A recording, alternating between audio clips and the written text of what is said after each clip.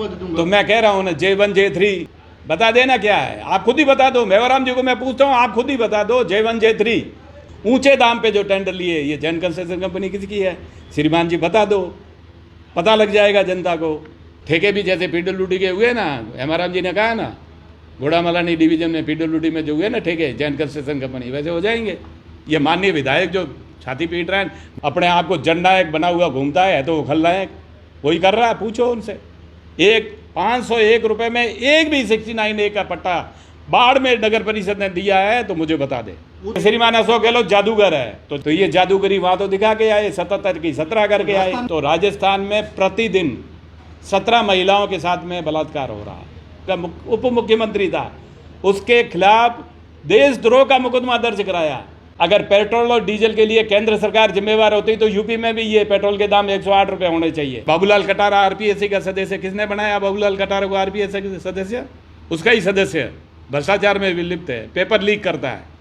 राजस्थान में जो भारतीय जनता पार्टी परिवर्तन संकल्प यात्रा निकालने जा रही है, जिसमें पश्चिमी राजस्थान की यात्रा कल 4 तारीख को रामदेवरा से प्रारंभ होगी और इस यात्रा को प्रारंभ करने श्रीमान राजनाथ सिंह जी, जो हमारे केंद्रीय रक्षा मंत्री है, पूर्व में राष्ट्रीय अध्यक्ष रहे, वो इस यात्रा का कल 10 बजे रामदेवरा से शुभारंभ करेंगे।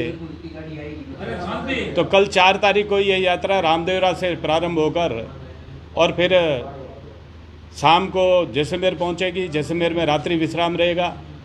5 तारीख को सुबह जैसलमेर से यात्रा प्रारंभ होकर देवीकोट फतेहगढ़ होते हुए बरियाड़ा के रास्ते से बाड़मेर ज़िले में प्रवेश करेगी। बाड़मेर ज़िले में कल 12 बजे शिव विधानसभा में एक आम सभा होगी और सायंकालीन 4 बजे 4:30 बजे ये यात्रा बाड़मेर पहुंचेगी। बीच में भाड़का में स्वागत होगा।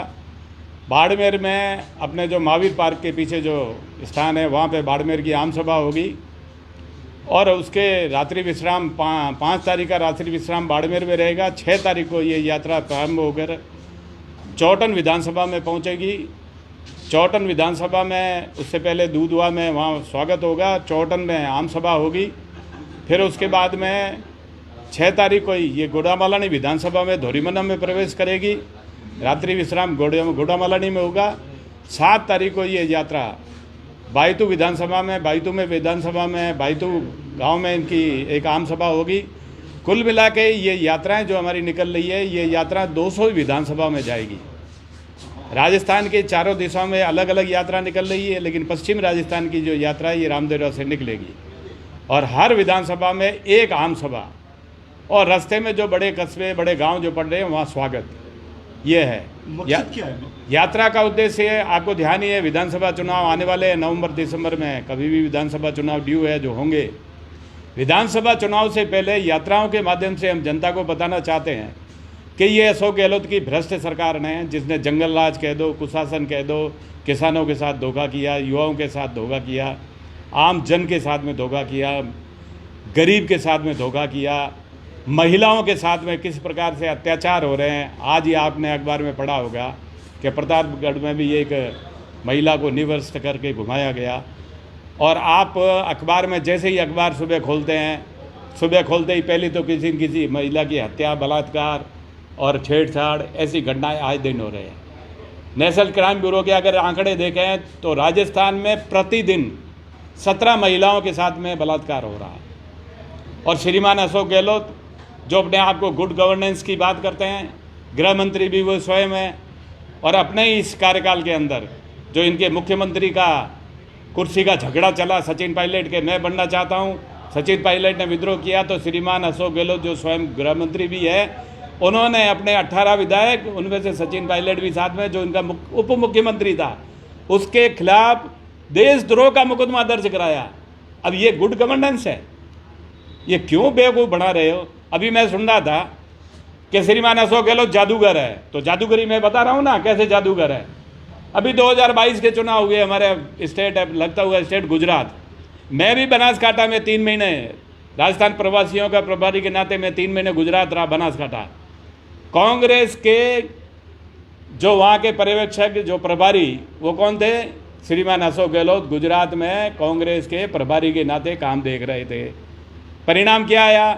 जो कांग्रेस 77 सीटों पे थी गुजरात में 2022 के चुनाव में 77 सीटों में थी, और चुनाव जब हुए उसके बाद में आ गई 17 पे। तो ये जादूगरी वहाँ तो दिखा के आए, 77 की 17 करके आए। राजस्थान में तो ये बात करेंगे हम जो सरकार रिपीट करेंगे और हमारे दावे के साथ सरकार, हम तो जनता हमसे बहुत खुश है। मैं आपको कह रहा हूँ ना, 4.5 साल हो गए, कोई इनको महंगाई याद नहीं आई, इनको गरीबी याद नहीं आई। अच्छा चलो महंगाई की बात करते हैं। मैं आपको ये बात कहना चाहता हूँ, सबसे महंगा डीजल पेट्रोल का राजस्थान में। हमारे जो लगता हुआ प्रदेश है, भरतपुर से आगे चले जाइए यूपी लगती है, 10-20 किलोमीटर पे यूपी शुरू हो जाता है। यूपी में 96 रुपये लीटर पेट्रोल है, हमारे यहाँ 108 रुपये लीटर है। यूपी में डीजल और पेट्रोल के भाव में 10 से 12 रुपये का हमारा अंतर है। इसके लिए कौन जिम्मेवार है? मैं आपको कहता हूँ, जनता सब समझती है। अगर पेट्रोल और डीजल के लिए केंद्र सरकार जिम्मेवार होती तो यूपी में भी ये पेट्रोल के दाम 108 रुपये होने चाहिए, नहीं है ना? तो ये महंगाई के लिए जिम्मेवार कौन है? और जहाँ तक वो कह रहे हैं कि हम फूड पैकेट बांट रहे हैं, आपने देखा बाड़मेर के अंदर मिर्ची के नाम पे ईंट है, जो लाल ईंट, उसके पाउडर लगा के सप्लाई किया जा रहा है, और जनता के स्वास्थ्य के साथ में खिलवाड़ कर रहे हैं। अब इस तरह की जनता समझ गई है, ये बेवकूफ़ बनाना छोड़ दे। आपने तो 2018 के चुनाव में गिनती सिखाई थी, 1 से 10 किसानों का कर्जा भाग, 19,000 किसानों की ज़मीन कुड़क हो गई है। 3,500 बेरोजगारों को बता देंगे, एक भी बेरोजगार को बता दिया तो बताइए। तो अशोक गहलोत तो कह रहे हैं हम सिलेंडर 500 रुपये हम दे रहे हैं, अब मोदी जी ने भी 200 रुपये कम कर दिए। मोदी जी ने करे ना, मोदी जी ने कम करे, हमने तो 200 रुपये कम करे, 900 पे आए। अब 500 रुपये में कब देगा कब? 1 अगस्त की बात करेंगे, 1 अगस्त। हाँ तो दिए क्या? ये वही नारे। मैं इसीलिए तो कह रहा हूँ, हम ये कहते हैं कि कांग्रेस झूठ की दुकान, लूट का बाजार, ये हम इसलिए कह रहे हैं। बाड़मेर नगर परिषद का मैं चुनाव उदाहरण दे दूं ना, अशोक गहलोत जी ने कहा प्रशासन शहरों के अंदर 69A का पट्टा 501 रुपये में दूंगा, ये वादा किया, यानी झूठ की दुकान और लूट का बाजार। क्या वही पट्टा 20,000 रुपये नगर परिषद बाड़मेर ने लेकर फिर दिया, तो ये लूट की क्या हुई? लूट की बाजार। कर कौन रहा है सारा गेम? कर कौन रहा है? यहाँ देखिए ना, नगर परिषद किसकी? यहाँ हमारा एक ही मात्र, जो जिसको अपने आप को जननायक बना हुआ घूमता है, तो वो खलनायक वही कर रहा है। पूछो उनसे। 501 रुपये में एक भी 69A का पट्टा बाड़मेर नगर परिषद ने दिया है तो मुझे बता दे। 1606 नंबर खसरे को बेच के खा गए, जो सरकारी खसरा था।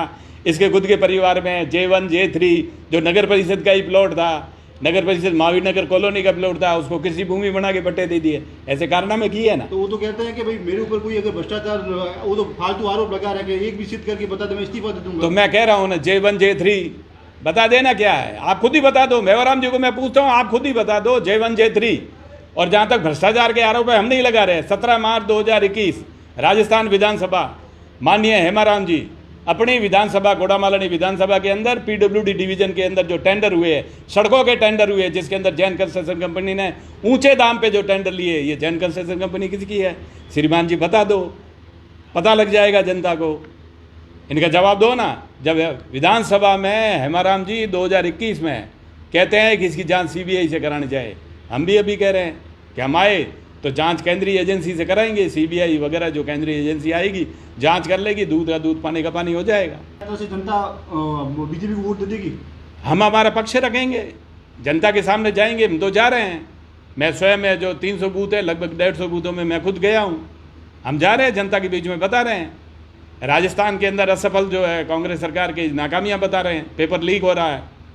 ये बाबूलाल कटारा RPSC का सदस्य, किसने बनाया बाबूलाल कटारा को RPSC का सदस्य? मुख्यमंत्री ने। RPSC के जिम्मे ही तो परीक्षा का जिम्मा रहता है। सरकारी कर्मचारियों की भर्ती का जिम्मा RPSC के जिम्मे रहता है। जिम्मे वही एग्ज़ाम कराती है, उसका ही सदस्य भ्रष्टाचार में भी लिप्त है, पेपर लीक करता है। तो ये क्या माजरा है? जनता समझती है सब। आए दिन बलात्कार हो रहे हैं, महिला अत्याचार हो गए, SC ST पर सबसे ज़्यादा अत्याचार हो गए, तो जनता समझ रही है। ये माननीय विधायक जो छाती पीट रहे हैं, नगर परिषद में चले जाइए ना, क्या आलम है। 2013 से 18 तक मात्र 20 वार्ड के अंदर जब हमारी सरकार थी, उसके अंदर सिविर के कनेक्शन, सिविल लाइन लगी, सिविर के कनेक्शन हुए।